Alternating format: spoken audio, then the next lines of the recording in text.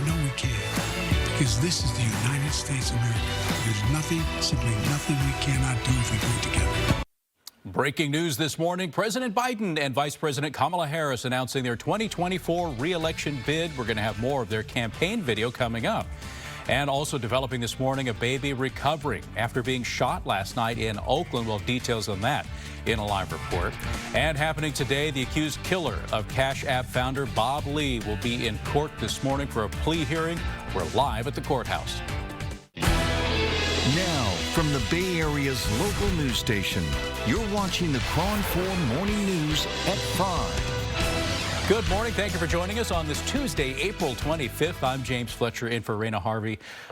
This morning, we've got John Schrabel starting us off this hour with a check of the forecast, where temperatures, what do you think this morning? I felt a little chilly out there this morning. Yeah, very temporary jacket situation, James, because this afternoon you won't be wanting the layers. But this morning, absolutely. If you're going to be out there waiting at the bus stop, doing a little public transit, make sure that you are prepared with that sweater, that jacket, if you're going to be out there for a few minutes, because temperatures are kind of cool. Right now, looking outside from the East Bay Hills camera, we do have clear skies. Yet another fog-free start this morning. We're not looking at any low gray, and visibility out there holding across all the Bay Area. Radar, much like yesterday, showing these clear, dry conditions continuing for yet another one. As for our current temperatures, it's 40s and 50s right now. Pittsburgh, yet again, one of our more mild spots at 57, while San Francisco, Fairfield, Berkeley, down at 49 degrees for your current temps. I'll be talking about exactly what to expect throughout the day and our big warm-up in the days to come. Still ahead in your forecast. As for our roads, it's only 5 a.m., so we're still doing really well out there as far as traffic goes. No worries on the Bay Bridge just yet. That 7 minutes seems like a dream. San Mateo Bridge, an 11-minute commute across it for you. And looking at the Richmond Santa Fe at only 7 minutes to get you across. No fog at the Golden Gate and not a single headlight in view right now. You got it all to yourself. Back to you, James. John, thank you. It is 5:02. Let's get to our top story this morning. A 15-month-old baby injured in a shooting last night in Oakland. We have KRON 4's Michael Thomas standing by live in the newsroom with more on this disturbing story. Michael, what happened? You know, yeah, really a parent's worst nightmare, to say the least. And the condition of this baby that was shot is still unknown this morning. Oakland police say the details about exactly what happened are still being investigated. But take a look. This shooting happened near 11th Street and International Boulevard in Oakland around 6:15 last night. Now, the victim, a 15-month-old baby. Oakland police say they originally responded to the area to investigate a shot spotter activation, which is a system used to detect gunshots. But at the same time, they got calls about a 15-month-old baby that was shot and seeking aid at a nearby fire station. Now, outside that fire station, you can see what appears to be a red Honda with 2 bullet holes, one on each door on the passenger side. The 15-month-old was taken to UCSF Benioff Children's Hospital, where it's being treated. Now, police have not yet said if there's any possible motive and have not given any information about a possible suspect, saying that the investigation is still ongoing. This is the 7th shooting reported in the city of Oakland since Saturday. I did reach out to the Oakland Police Department to ask the condition of that baby this morning, but I have not heard back. So as we get more information, we'll continue to keep you updated. That's the very latest here in the newsroom. I'm Michael Thomas. I'll send it back to you, James. Okay, Michael, thank you very much for that. And we also in Oakland know more about that shooting on Birch Street Saturday night that killed 2 people and injured a child. Police say a mother and her teenage daughter were shot and killed at an apartment complex. Family members confirmed to KRON 4 that 44-year-old Rebecca Jenkins and her 13-year-old daughter Desiree Jenkins are victims of domestic violence. They say Desiree's 3 siblings are okay, but a friend visiting for a sleepover was injured during that shooting. City Council member Trevor Reed tells us that she was notified about the shooting and was on scene shortly after it happened. It shook me in a way that I could not even face the scene. What went probably from a fun time that they were having to something so tragic and traumatic and running for your life. Well, police arrested a man on the scene. They say they believe he's responsible for the deaths. There were several shootings and killings and woundings of young people over the weekend in Oakland. Some attended school there. OUSD sent a statement to KRON 4 that reads in part, quote, OUSD, Oakland Unified School District, and several of our schools suffered devastating losses of beloved members of our community over the weekend. And while we cannot share any details, we can say that each affected school is receiving additional behavioral health support from the school and the district this week. We are also in close contact with the people who were directly impacted to ensure all their needs are being met in this very difficult time. Also happening today, a 38-year-old tech executive accused of killing Cash App founder Bob Lee will be back in court to enter a plea. Nima Momini facing one count of murder for the deadly stabbing. Ground 4's Will Tran joining us live in San Francisco with more. Will. James, it will happen right behind me at around 9 o'clock this morning. This will be the second chance for Momini to enter his plea. He was in court back on April 14th, but that was pushed back because his lawyer was out of town, I should say.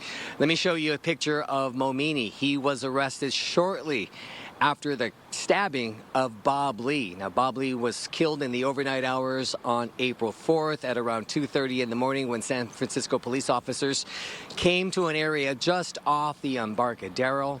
Momini, we don't have a motive behind this, but according to court documents, prosecutors say that Momini and Lee knew each other through Momini's sister, that hours before the fatal stabbing. According to prosecutors, Momini confronted Lee whether or not his sister was doing drugs or anything inappropriate. Bob Lee was a star in the tech industry. He started Cash App, as you mentioned, back in 2013. His death actually made national news and was the talk of the tech industry.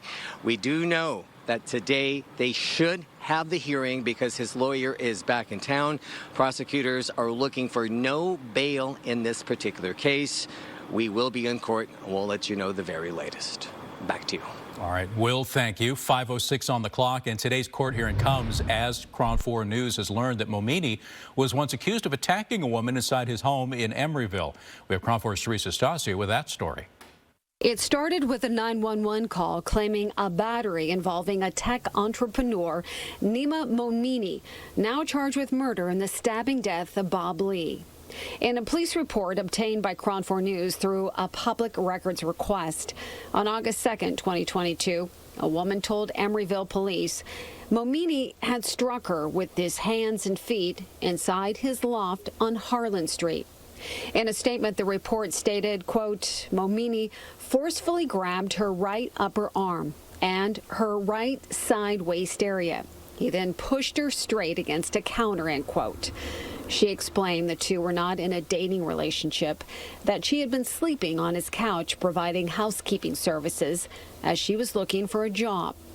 Initially, she said she didn't want to press charges, but then changed her mind. That's when one of the officers gathered evidence, stating, quote, I used my department-issued iPhone to take digital photos and where she said that he had grabbed her.